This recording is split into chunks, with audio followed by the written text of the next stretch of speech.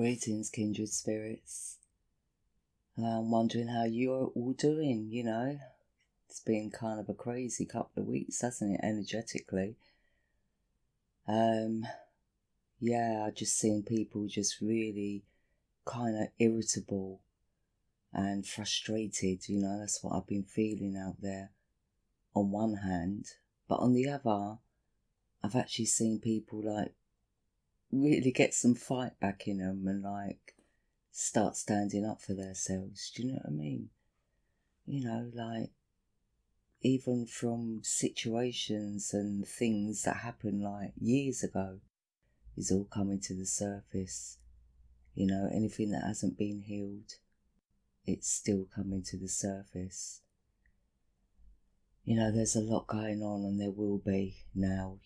Saturn and Pluto are going to come into conjunction at 3 degrees, by November, December. And that's countdown really, because by the end of December, they'll be at 1 degree. Well, on Boxing Day, actually, I think they're coming to 1 degree in conjunction. So it's going to be all systems go. But, along the way, the planets have been working really hard. And so have we. Been working really hard at getting stability. Not necessarily in our environment, because I feel that's an impossibility for a lot of us right now. But, definitely inwardly. There's like I said it before, there's a lot of fear-mongering that goes on, but there's also a lot of truth. We got to decipher, what is fear-mongering and what is the truth. And we can only find that within ourselves, what resonates with us at a personal level. But I just wanted to say as well, throughout the Lionsgate portal and the 9/9 portals in September, I've been having a lot of dreams and a lot of visions, which has been quite a welcome for me because, I was a medium, psychic medium. I worked around the agencies and privately for over 30 years. But when I first started to study 13-star sign astrology, it was like that part of me just shut down. I wasn't able to do readings for people, although I was getting so much information in for myself.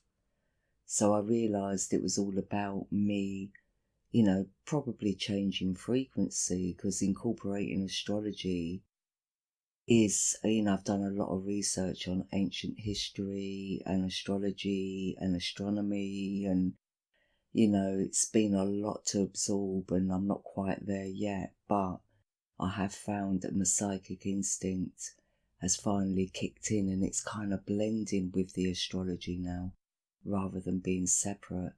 So that's a really good thing, because it's just been a bit here and a bit there.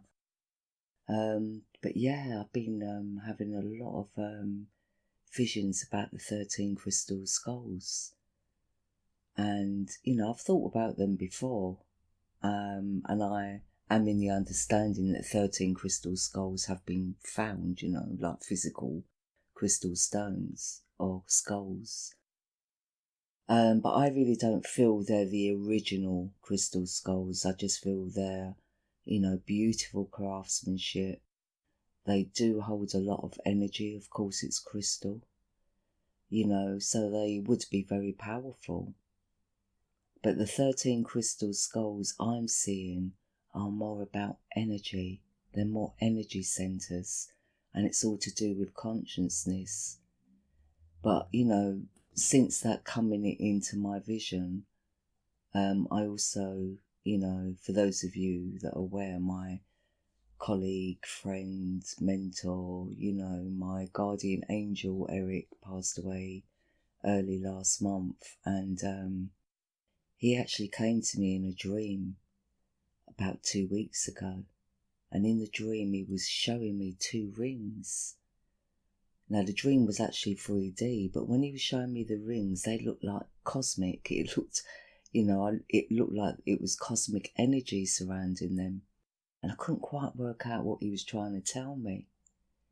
But he pointed to the stone in the mounted ring, because one was a band of milky opal stones, which I realise now is a ring with moons. And, the mounted stone was like a bluey grey. At first I thought he was talking about Saturn, but I realise now it's Uranus he was talking to me about. So I've been doing a lot of research on Uranus and trying to connect it to this crystal skull energy, because I feel that's relevant. But anyway, I'm coming across, a lot of information, and I was going to include it in this podcast, but, I think I'll do it as a separate thing, because even though I do feel it's connected to the full moon, I feel that this energy is connected, for time to come, because I think it's like a program. I'm not sure right now. But anyway, I'm excited about that, and I'm looking forward to sharing that with you. But now, for the moment, let's get back into the full moon and the Mercury Retrograde. So the full moon will reach its peak in Pisces in the true lifetime sky on October the 13th at 22:07 in the GMT time zone, at 17:07 in the EDT time zone, and on the 14th of October at 8:07 in the AEDT time zone.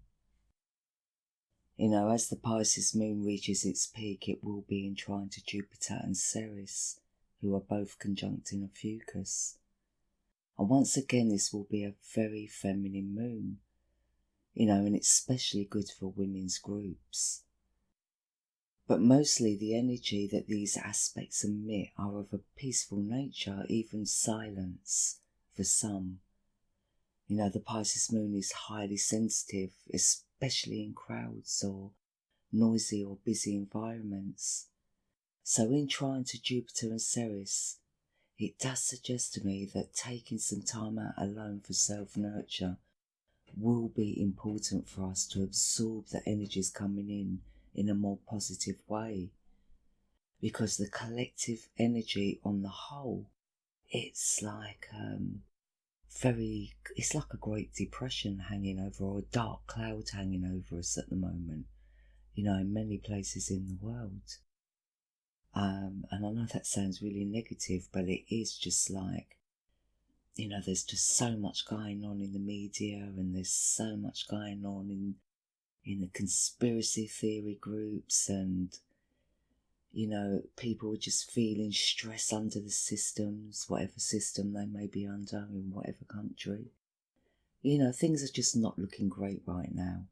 And the energies have just been so intense that, we've just been plodding through, wading our way through, just so much stuff. And if it ain't our stuff, it's other people's. So, either way, we haven't been able to win.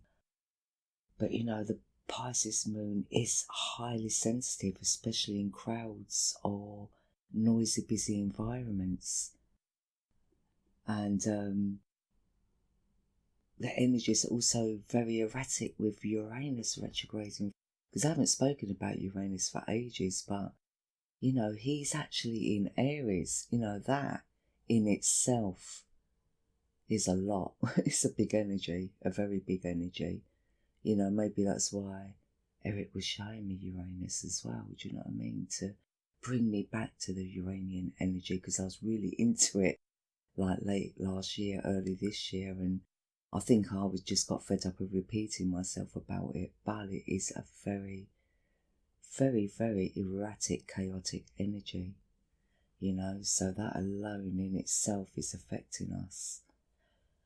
That's without, other planets being in retrograde, especially Saturn and Pluto as well, who are now gone direct. So that's why, the energies have heightened. And, but they've been hyping up our energies 1 minute and then completely depleting them the next. So I just feel like health is a big issue to watch out for this full moon, although I feel people have been feeling a lot under the weather, for, say, the last month. So apart from these trines, we will also have a very strong grand kite, and as well as 2 T-squares. You know, the first T-square includes our moon and sun who are in opposition. You know, the sun and moon are always in opposition on a full moon anyway. You know, but they'll be forming a T-square to Saturn, Pluto and the South Node. And, you know, that energy is actually very similar to the new moon's T-square that we had earlier on in the month, which involved Saturn, Pluto and the South Node.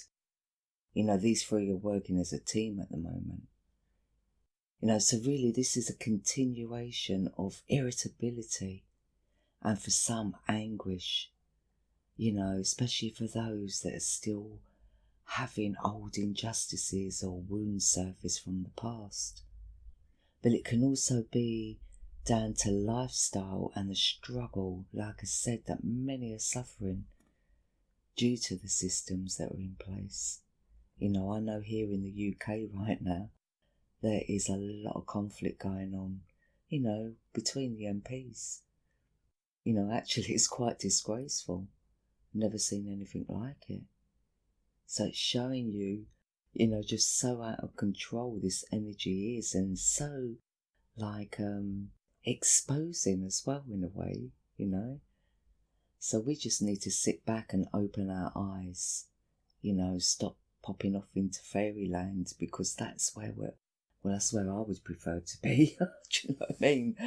But yeah, we've got to really come back down to earth, because a lot of us have been having really spiritual experiences, you know, amongst all the darkness. It's kind of pushing us to rise, you know, so we're all, you know, Neptune is very relevant at the moment. So, you know, we're having heightened psychic intuitions or telepathic communications, you know. So on one hand, you know, we're getting in some really good information, but on the other, it's like dragging us down from our high.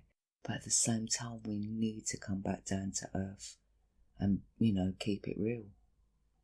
Everyone is being affected, you know, and because, you know, Pisces energy is very psychic, like I said, so we're all, if we're not feeling, if there's not much going on in our own lives that's really stressing or demanding, then we're definitely picking it up off of other people, you know. So not for all of us, because some of us are in that place of understanding.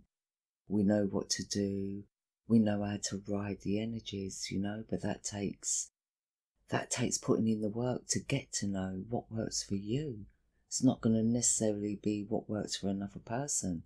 So that's why it's so important that we get in tune to, you know, what we need as an individual.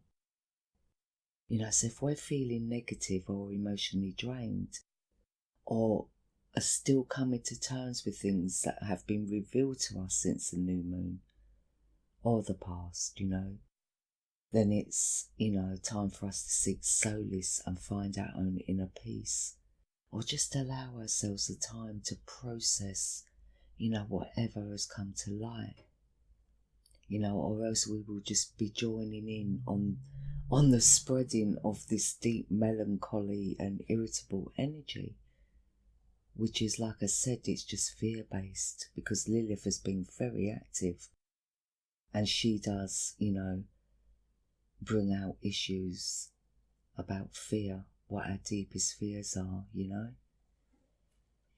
So the kite's energy this full moon is very strong and is double-sided, and again it's erratic and unstable as it continuously switches direction.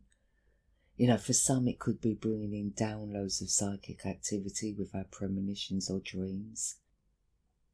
You know, there could also be some telepathic communication, like I said, but I would advise against dabbling in any of that if you're not adept or confident in using that ability. Because there is also a suggestion here of self-deception, you know, and being too much in the realm of fantasy, you know, with this particular kite. So as much as we may want time alone, we must also beware of shutting ourselves off completely, or using forms of escapism to avoid facing the harsher realities of life. If we can stay grounded and focused on what is real, then we can actually achieve a lot through this kite's energy, as long as we are willing to go with the flow of it and not try to take control. And that is more about external situations. Concentrate on staying in control of our own emotions and our own desires. And if we can do that, then we, will very much benefit from the grand kite aspect when it comes to inspiration and seeing the bigger picture, regardless of how uncomfortable it may make us feel. We just won't have the energy to get up and do anything about it at the moment anyway, because like I said, it's highs and lows with the kites, and that is our feelings as well, or our energy levels. When it's on a come down, it's just zapping out our energy. Because this grand kite is particularly strong and has so many planets and points and asteroids involved, it will tend to cover a large scale of subjects. And one of those is around soul connections, or coming to the realise of what our destiny entails on an individual basis. It may be very hard to concentrate on our day-to-day living, our day-to-day obligations. At present, many will want to express themselves artistically, and I'm all for that personally, except of course, we all have to pay bills and earn a living, but I feel the main theme of this grand kite, in my opinion, is that a lot of understanding of our past, present and future can be had, as well as what we have learned, based on our past experiences. But at the same time, we can't judge our present situations on the past or the future. The second T-square is formed by the North Node, South Node, Saturn and Pluto, and they are all in square to Mars, who is at present transiting through Virgo in the true lifetime sky. And this particular T-square is really riling up nervous energy, nervous, irritable, erratic energy, so, it can also rile up a lot of misunderstandings and resentment due to arrogance or narrow-mindedness, and that may not even be intentional. We may not even realise we're being arrogant or narrow-minded, but it's just how it either comes across or how it is actually directed, either or either. So cooperation will be the key word here. When I look at the bigger picture of the chart wheel, it's telling me that some of us could be too much in our self-importance, with that self-serving attitude, and that will just rub others up the wrong way, especially if we've been like the sidekick or the punch bag or, the loyal partner that's just never always been taken for granted. And I don't mean loyal partner just in, committed, intimate relationships. I'm talking about partnerships of all forms, friendships, partnerships in all its forms. So, when we first come out of that, we do go a little bit into our pride and ego. But we just must be aware that, we are doing that. So it's a natural thing to do. So, we must also beware of, what we are creating karmically. Because we have to remember that the energies coming in or are being presented to us by the universe are very karmic. There's been a hell of a lot of karmic clearing, getting my words messed up. I'm just so drained myself, because I just haven't stopped. I've just been researching and my own personal life has been very intense with paperwork and things to do, so, and all I've wanted to do is sit down and do as much research as possible.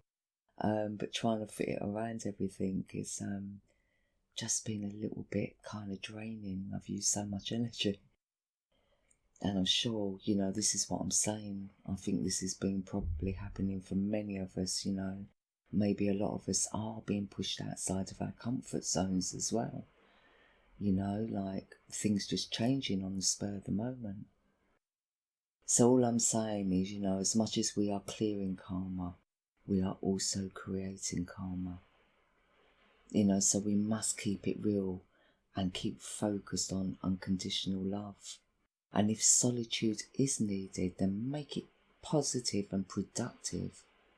This is a really good time for art and music in all its forms. So, Mercury Retrograde. We will enter into the shadow of the Mercury Retrograde around the 17th of October. So we will enter the shadow around the 16th, 17th of October. And that will occur a couple of days after the full moon. So as soon as we have a full moon, we'll be shifting into the shadow of Mercury Retrograde. But Mercury won't actually start his retrograde until the 31st of October, 3 days before the new moon. Now, I would definitely take the shadow just as seriously as the retrograde. Even through my own experiences, I can tell you the shadow can be just as strong and just as relevant. So in the true lifetime sky, Mercury will be in the sign of Libra and will stay in Libra throughout the retrograde mode. He will actually finish retrograding at 3 degrees in Libra on the 20th of November. But again, he will still be in shadow until the 7th of December. And that is where he will return to his original starting point, which was 19 degrees in the true lifetime sky. This time of year, this particular retrograde is always difficult because most of the time it does happen in Libra, and it does leave the best of us and our environment a little bit out of balance and lacking in direction. So this is all about our thought processes and where we have been too indecisive or being too vulnerable, in following the crowd instead of listening to our own inner guidance. Or this is something we've got to be aware of throughout this retrograde mode. And it will be at this time that we will really need to live in the present moment. And like I said earlier, not make decisions on the past or the future. This particular Mercury retrograde is about us finding balance in our own lives, and staying true to our own authenticity. So as Mercury retrograde begins, it will be in trine to Chiron and in sextile to the goddess Juno. And that will give us the ability to come into our own self-power and form our own opinions. But we must make sure that we are doing that from a place of realness and honesty, not pride or impatience. The sun will also be at 0 degrees in Libra. So the sun will enter into Libra, I think on the 20th of November, actually, on the same day, especially at 0 degrees. But that is in the true lifetime sky. And the sun will be in opposition to Uranus and trine to the North Node. Now Uranus, as I said, started his retrograde in Aries amidst the Lionsgate portal, actually right bang in the centre of the Lionsgate portal. And that is why the energies in general since then have remained intense. Because since this retrograde is chaotic, it creates a lot of inner changes within the collective. You know, and I haven't like I said, I haven't really spoken about it, you know, but it's really all coming to the fore, so it's got to be relevant at the moment. So together with Libra's energy and the kite's energy, you know, it's keeping us globally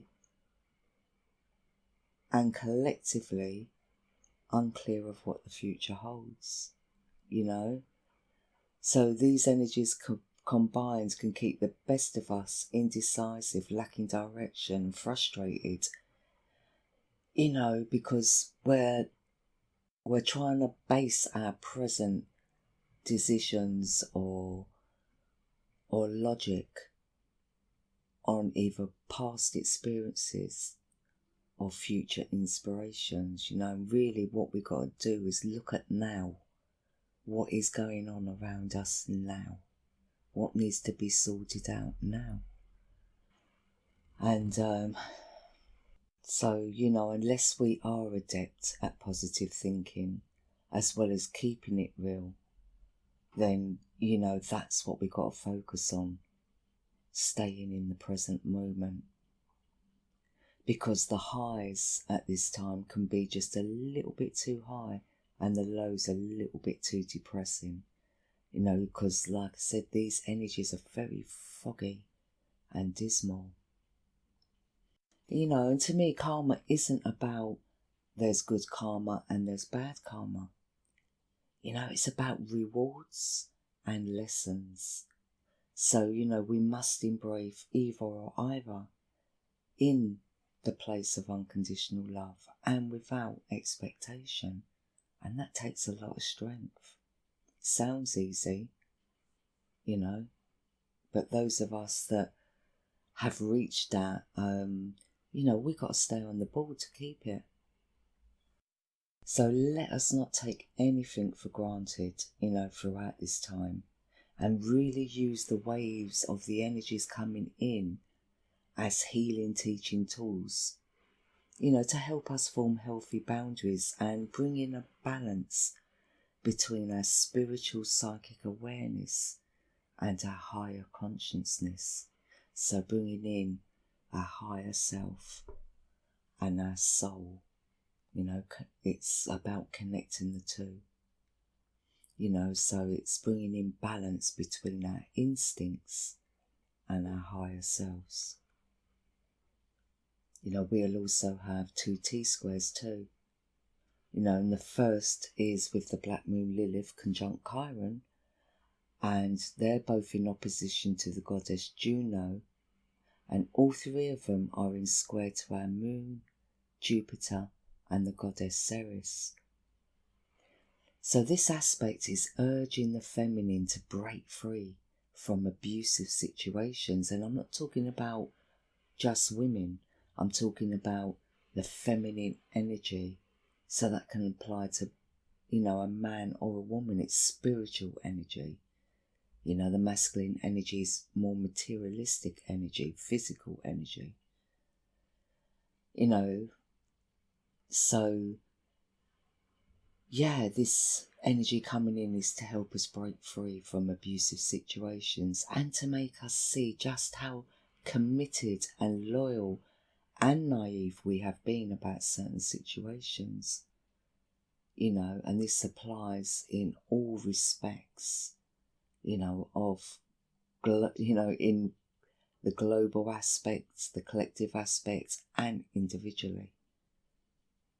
You know, actually, the more people that have woken up to their own self-power is the more the energies rumble, you know, because with that awakening comes a storm, and the storm has to pass before we can find the calm, you know. So we must find a way to stay grounded by earthing ourselves, you know, whilst having our heads in the heavens. So this is actually very Mercury energy, you know. The Caduceus is the bridge between heaven and earth. Mercury is the bridge between heaven and earth. You know, so emotions are likely to be high for many of us, even if we are not going through an emotional time personally. Again, we will be picking up on the emotions of the collective.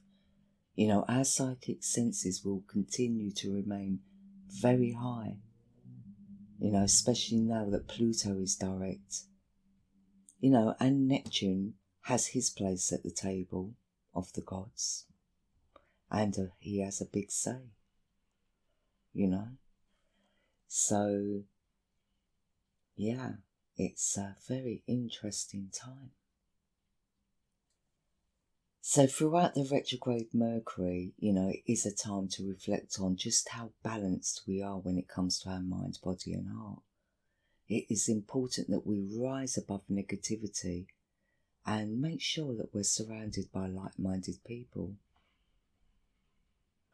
Soul connections can occur throughout the rest of this year, but I do feel there's going to be many soul connections coming into contact, throughout this full moon and throughout the Mercury retrograde. But I would advise that we don't rush into anything, because Mercury is a time of reflection and review. It's a time of reparation, like repairing and bringing unfinished business to a close. We are definitely in a time of growth and expansion when it comes to our healing, teaching or creative abilities. That is crafting in all its forms. So it's a time to make plans. It's a time to finish up on what's been left undone. It's a time to review, even reviewing contracts, but not signing anything, not going into anything new, not making important commitments to anything until the retrograde is over. But, those weeks in between are good weeks to get to know what you're really dealing with, or wrapping up loose ends. So when you do move forward, your path is clear. So Mercury ends its retrograde, as I said, on the 20th of November. But like I said, we must be aware that the shadow doesn't complete until the 7th of December. When Mercury comes out of shadow, he will be in trine to Chiron. So all throughout this retrograde, the wounded healer Chiron will be working in harmony with Mercury, to help with the deep healing process. And since both represent healing and medicine, again, that's significant. So Mercury will also be forming a T-square on this day with the South Node and Ceres. So this is all about leaving behind past habits, old wounds and injustices. I think we would have learned by this point to take better care of ourselves and hopefully the planet too. The soul connections that would have been formed throughout the full moon and the Mercury retrograde, will now be able to move forward into soul unions. And this isn't just in intimate relationships, this is I see it as sacred circles coming together. And, I don't really see that as a religious thing, Yeah, I just see lots of sacred circles coming together, soul connections, intimate relationships, So it's all very exciting, especially as passions will be running high as well at this time. Some of us might even need to take a cold shower. So watch out for that. But once again, we do have another grand kite on this day as well, as, Mercury comes out of shadow. And that happens to be a treble-sided kite, so expect a lot of turns and, twists and turns and things turning upside down on their head at times. We will still be lacking in direction. Maybe some might still be trying to control and manipulate situations, to suit themselves. But for many, these energies can really bring in clarity. And, there is a nice balance going on between the masculine and feminine energies at this time. More so than there have been for a very long time. So make the most of this next week or two, to really, next couple of months, to be honest, up until December. This is a really good time to get a self-care plan in order, because our psychic instincts and psychological minds will be very revealing. They'll be coming into balance and giving us the clarity that we need. So once again, we must make use of these energies and use them to better ourselves in the respect of the greater whole, the whole picture, and not just what we can get out of them for ourselves. So I do recommend grounding techniques, breathing techniques, and sound therapy, even singing, creating music or poetry, walking barefoot as often as possible, especially in nature. But most importantly, to nourish our mind, body and soul with good food and good vibes. So for those who like guided meditations, I have linked a suggested meditation below by Steve Nobel, as usual. So wishing you all peace and much love.